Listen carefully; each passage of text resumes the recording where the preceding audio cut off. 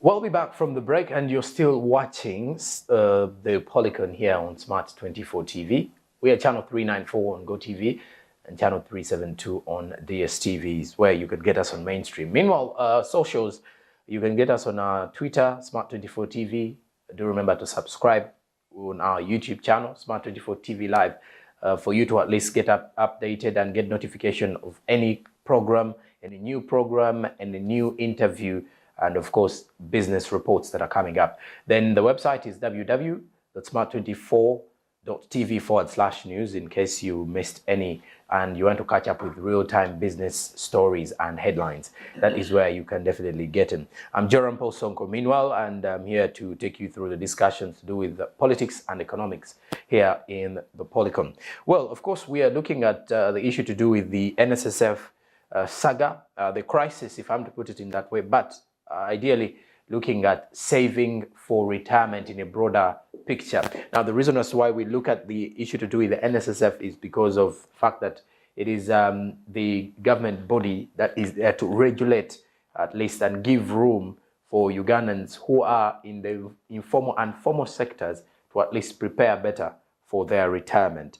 And as a matter of fact, preparing for your retirement takes you back to how you save, how much you're saving, and then how better you can access those funds, because it's now very easy. If you've saved, like I did say at the start of the show, that if you've saved with Nssf for 10 years and you are 45 years and above, you can easily access 20% of your savings from Nssf and do something for yourself. That is, of course, if you're 45 years and above. Then for those who are actually 40 years and above, and the persons with disabilities can still access their midterm benefits of 50% from the National Social Security Fund. But of course, the retirement age at 60 years can at least give you another advantage for you to access all your savings from Nssf. So imagine at 45 you receive your midterm 20%, then at 60 you go in and still receive this money. It would be good for you if you're saving. But for the employees, however, on a sad note though, according to the National Social Security Fund and of course the Ministry of Gender, Labour and Social Development, in just a recent report that was released in this month of January 2023, employers failed to remit 200 billion shillings. This is according to the latest report that was revealed by Nssf. Now, of which a total of 420 cases of the defaulting employers were brought to the Labour's Ministry's attention.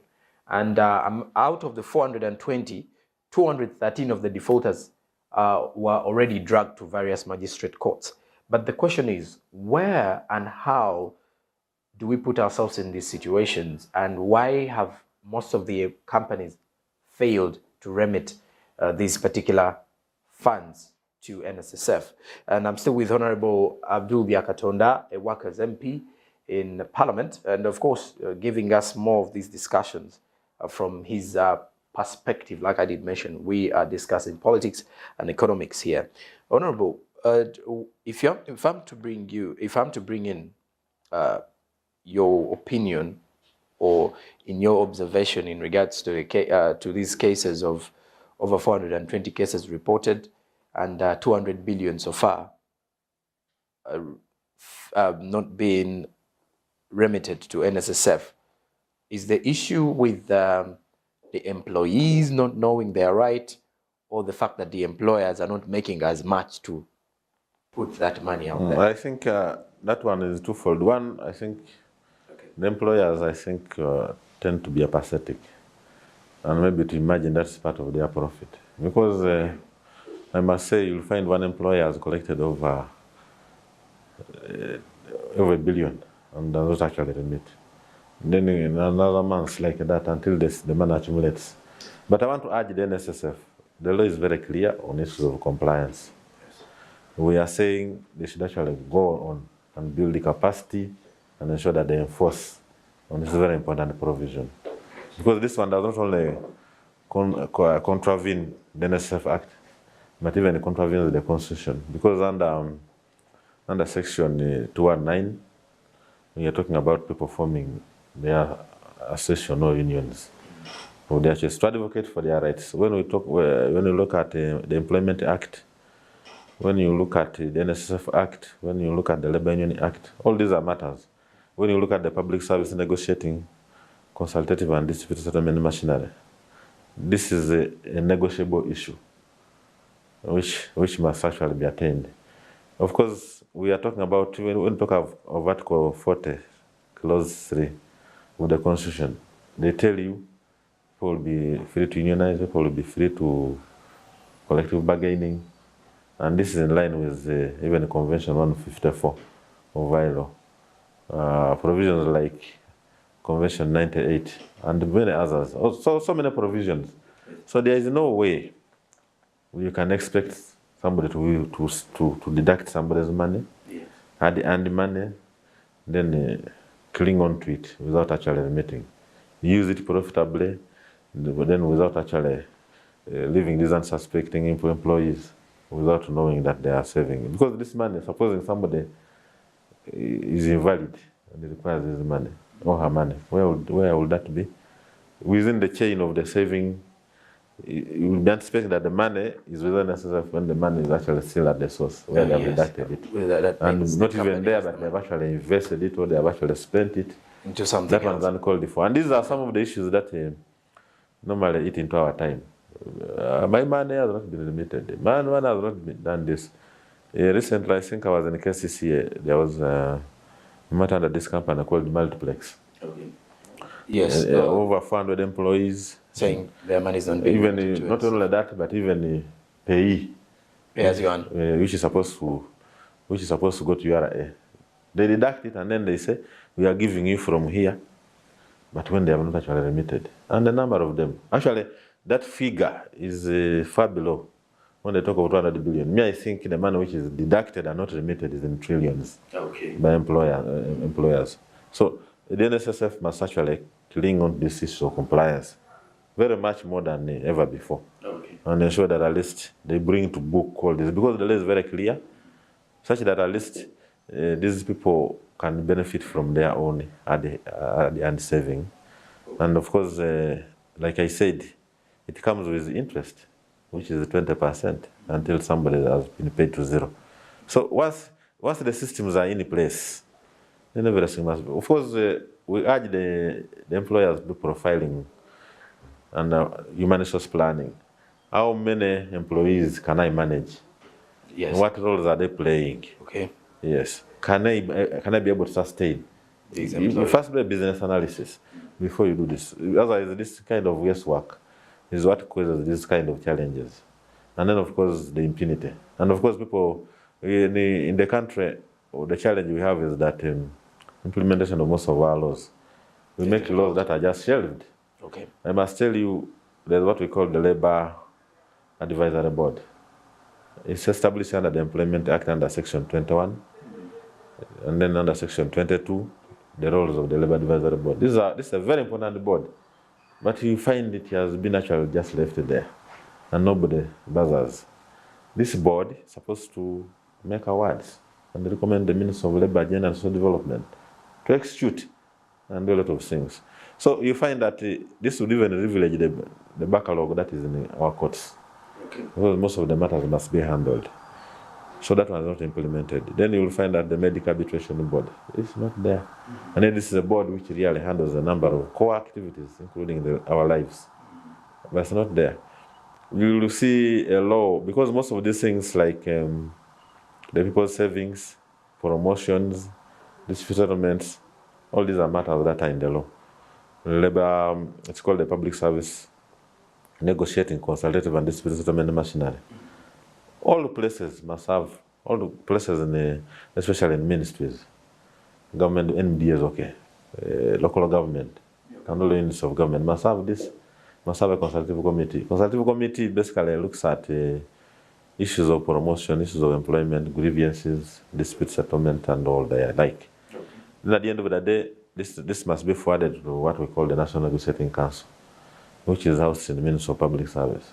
Then after that, there is what we call the Public Service Public Tribunal, which must handle this and all this. So if we did this, then work in the country would be streamlined, and everything would be okay. Then of course after that, We have the Labor Dispute Act, which is which handles the issues of the industrial. If you look at the issue with the employment schemes and let's say a level of employment, sometimes you get to find out that employers who are working with the formal sector, most of them are not on contract.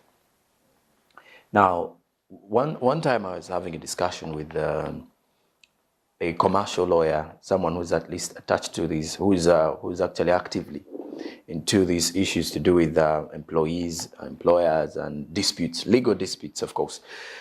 Does this in any way affect? Because if I am to be employed off contract, then that means there's literally very few chances for me to access these funds. Because simply because I'm off contract, that means at any one point my employer can easily say that is not my employee. Of course, that is wrong, and there's something which is not proper, because the Employment Act is very clear on contracts. From the day one, terms must be spelled clearly. Okay. When you look at Article 40, 3, then B, C, they say there should even be collective bargaining. Okay. Collective bargaining per se is an agreement that should actually guide how issues will be handled in the place of work. Okay. Between the employer and the employee, where you are saying, if I will be going on leave, what are my benefits? Where I will be working extra time, what are my benefits? Where I'm going to the field, what are my benefits? So, where in absence of a contract, then even collective bargaining becomes impossible. Because what are you bargaining for? What is your position? Very true. What's the evidence of your existence and your performance of work? How do you even get a evaluation?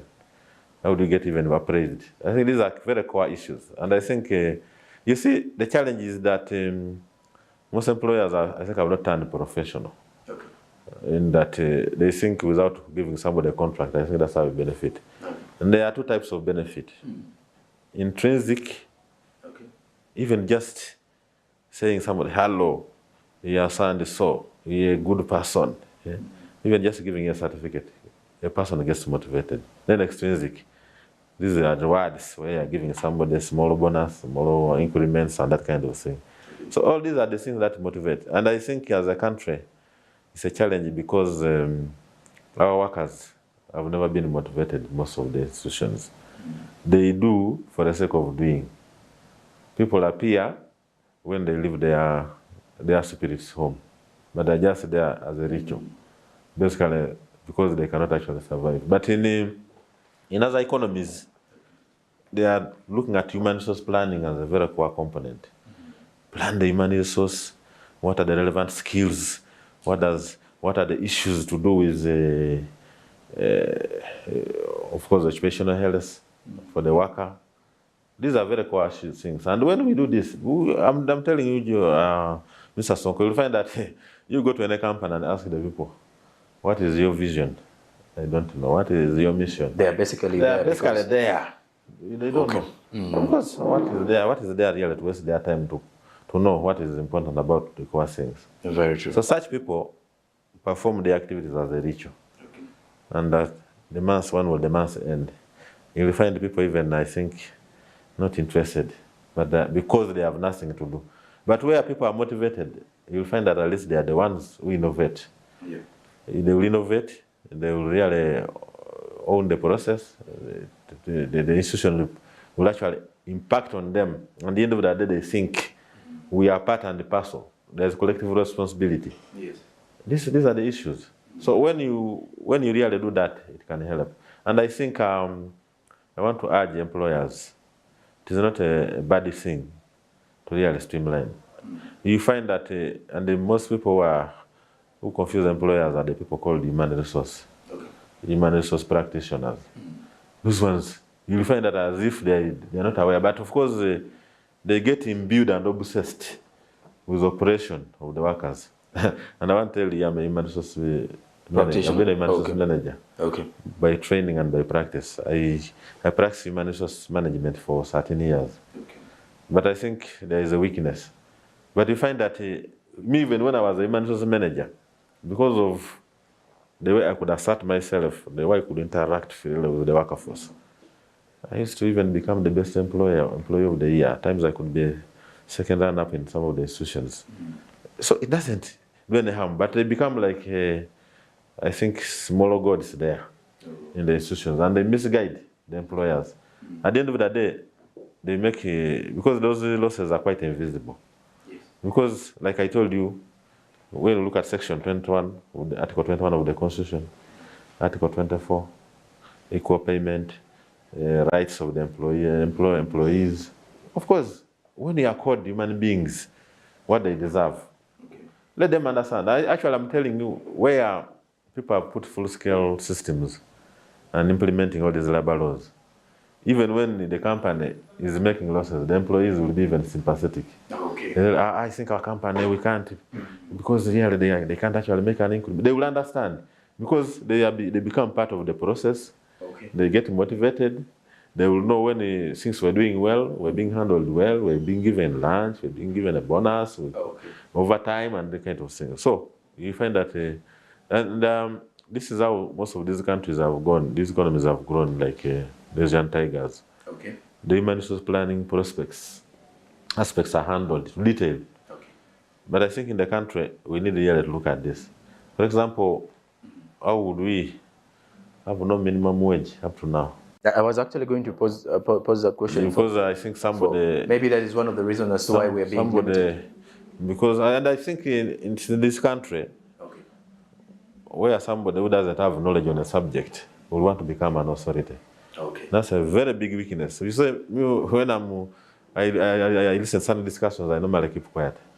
Because unless you're welcome. Unless someone says, come and discuss the subject. Okay. I'll look on. But of course, across the professions, every profession has knowledge. It has this practice. It has a code of conduct. So it's important really to look at all this, because if we don't do this, then it will be a problem. The issue, Honorable, the issue to do with workers and, of course, the amount of money they are going to receive and all that, contracts and everything. You did mention the issue to do with the minimum wage. Of course, this is a discussion that has been ongoing for quite some time. And some of the people have actually been discussing it within what you could call corridors, and not that an issue so publicly given attention to.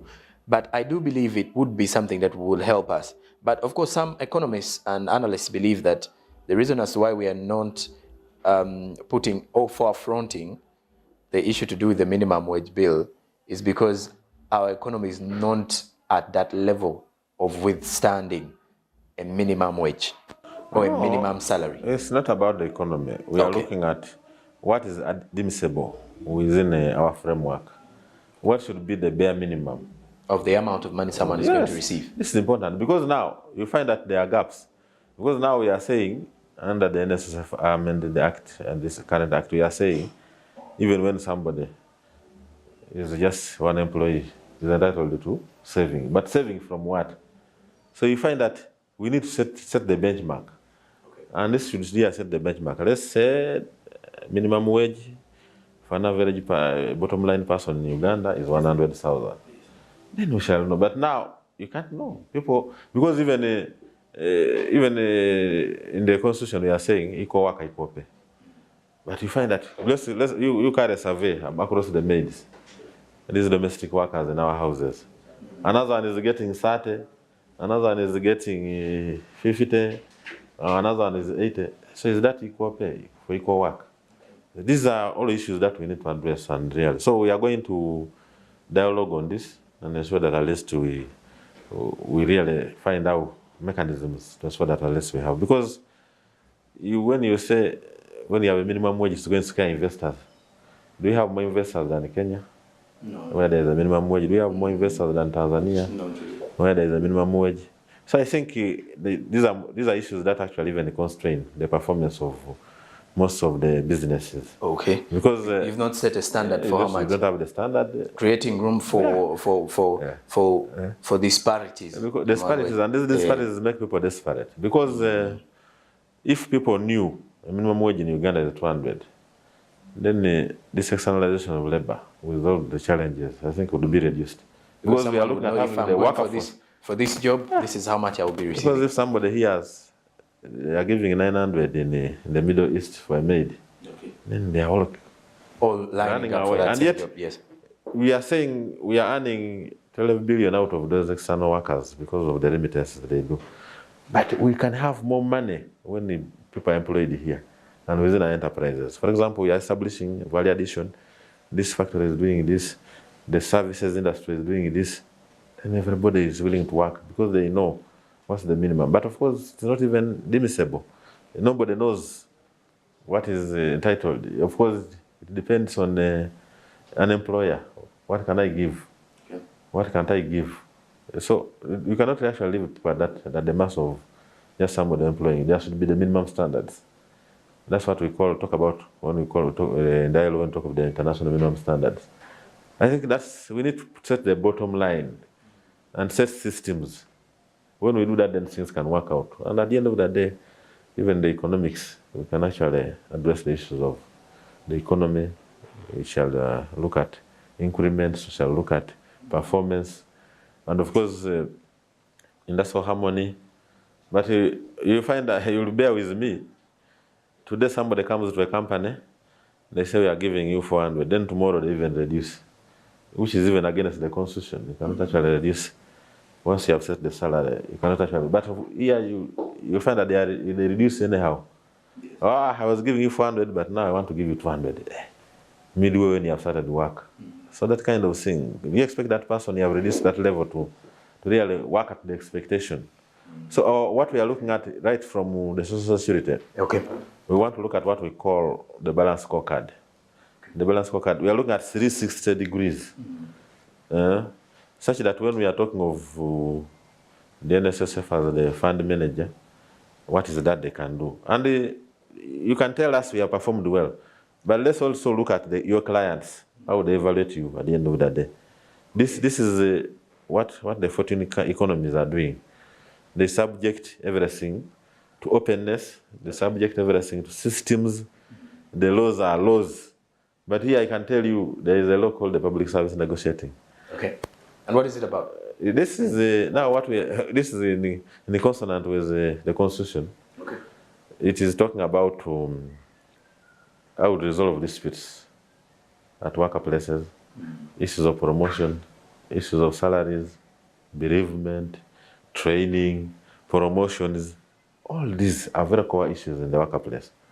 And under Section 3 of that Act, okay, they say every ministry, department, local government, or unit of government shall have what we call a consultative committee, whose role shall be to handle disputes, workers' issues, training, promotions, salaries, wages, all those. But I must tell you, even a ministry like Public Service doesn't have that. And yet they are the custodians of those. Even the Ministry of Labor doesn't have that committee. And when you ask them, they'll tell you, for us, we have an association. And you wonder what they are doing.